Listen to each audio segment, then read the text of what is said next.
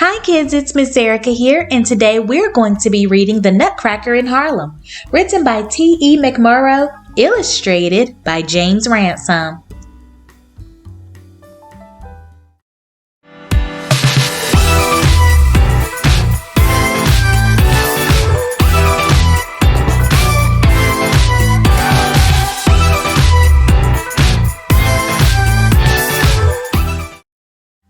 The Nutcracker in Harlem by T.E. McMurrow, illustrated by James Ransom. It was snowing in Harlem on Christmas Eve.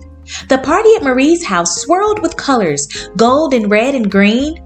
Mama and Poppy were dancing, Miss Addie sang, and Uncle Cab played the piano. Marie loved the sound of Christmas. "Join in, Marie," Uncle Cab called out. Marie looked down.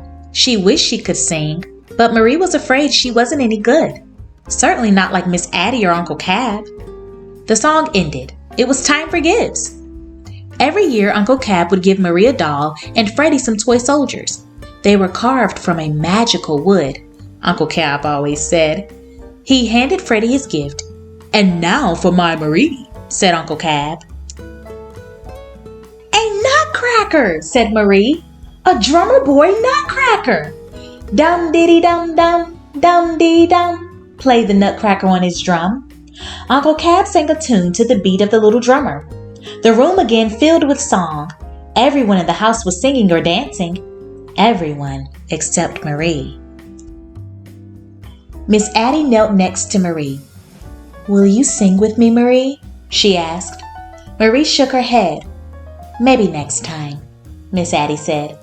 "Music lives inside everyone. You just have to let it out."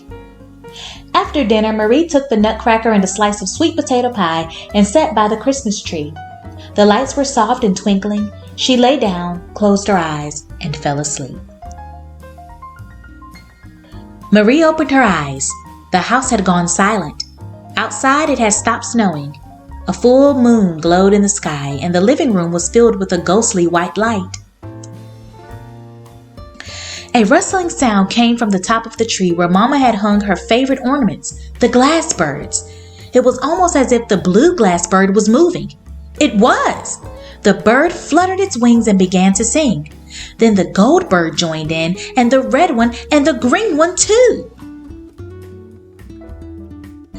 As the birds sang, the Christmas tree began to grow. It grew bigger and bigger until it towered over Marie. The ornaments, the presents, the dolls, and the soldiers grew too. Dum-diddy-dum-dum, dum-dee-dum. The nutcracker played his drum. The toy soldiers and dolls danced around the tree as the birds sang on. Crash!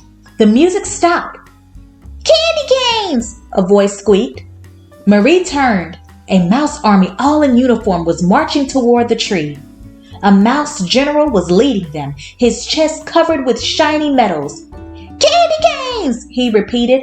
"Marzipan and chocolate! Charge!" The nutcracker began to drum. Dum-diddy-dum. The toy soldiers lined up behind him. They marched toward the mouse army. One mouse turned and ran away. Then the entire army followed, all except the general. "I want sweet potato pie!" the general shouted. He ran, jumped, and knocked the nutcracker down. The drum fell to the ground. When the drumming stopped, so did the toy soldiers. The mouse army advanced again. "Charge!" the mouse general commanded. What could Marie do? She picked up the drum and put the strap over her neck. Dum-diddy-dum. The mouse army stopped, turned, and ran away. The general glared, but Marie kept drumming until he, too, fled. As the mice ran, they began to shrink, getting smaller and smaller. The toy soldiers chased the mice through a hole in the wall and into the snow outside. The glass birds sang as the soldiers returned. Marie joined the nutcracker in a dance. They swirled around and around. They seemed to be on a cloud. It started to snow, but it wasn't cold. Marie closed her eyes and began to sing. "Marie?" She opened her eyes. It was morning. "Did I miss Christmas?" Marie asked.